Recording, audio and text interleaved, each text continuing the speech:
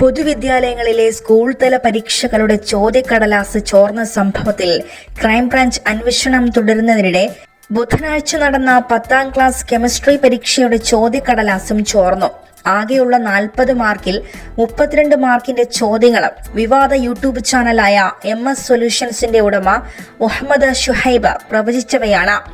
ചില രാസസമവാക്യങ്ങളും പ്രത്യേക രാസപ്രവർത്തനങ്ങളും വീഡിയോയിലും പരീക്ഷയിലും ഒരേപോലെ വന്നതാണ് പ്രധാനമായി സംശയം ഉയരാൻ കാരണമായത്.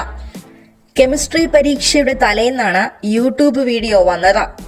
അതേസമയം മുൻ പരീക്ഷകളെ പോലെ ഈ വീഡിയോയ്ക്ക് കൃത്യത കുറവായിരുന്നു. കണക്ക്, ഇംഗ്ലീഷ് പരീക്ഷകൾക്ക് ചോദ്യക്കടലാസിലെ അതേ എണ്ണം ചോദ്യങ്ങൾ തന്നെയായിരുന്നു പ്രവചന വീഡിയോയിലും ഉണ്ടായിരുന്നതെങ്കിൽ കെമിസ്ട്രിക്ക് ഇരട്ടിയോളം ചോദ്യങ്ങളും കൂടുതൽ പാഠഭാഗങ്ങളും ഉൾപ്പെടുത്തിയിരുന്നു.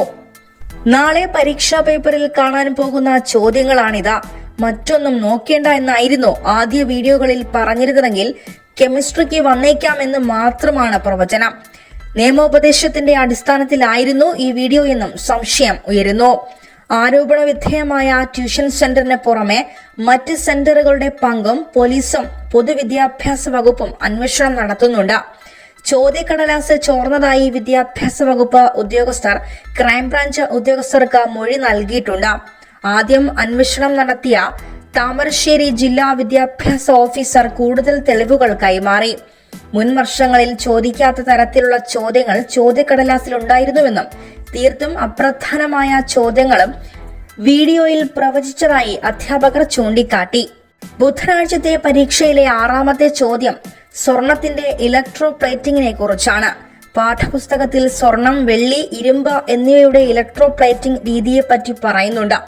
എന്നാൽ പ്രവചന വീഡിയോയിൽ പറഞ്ഞ സ്വർണം തന്നെ ചോദ്യക്കടലാസിലും വന്നു. ഒന്നിലേറെ രാസസമവാക്യങ്ങൾ ഉണ്ടായിട്ടും പ്രവചന വീഡിയോയിലെ നൈട്രസ് ഓക്സൈഡിന്റെ രാസസമവാക്യം തന്നെ ചോദ്യക്കടലാസിലും വന്നു. പ്രധാന പാഠഭാഗമെന്ന അധ്യാപകർ പോലും മാർക്ക് ചെയ്യാത്ത ചോദ്യങ്ങൾ ചാനൽ കൃത്യമായി പ്രവചനം നടത്തി. ഡിസംബർ 10 ഇറങ്ങിയ കണക്ക് പരീക്ഷയുടെ പ്രവചന വീഡിയോയിൽ 18 നടക്കേണ്ട കെമിസ്ട്രി പരീക്ഷയ്ക്ക് ചില സന്തോഷങ്ങൾ വരാനുണ്ടെന്നും പ്രവചനമുണ്ടായിരുന്നു. News desk Mallu 1.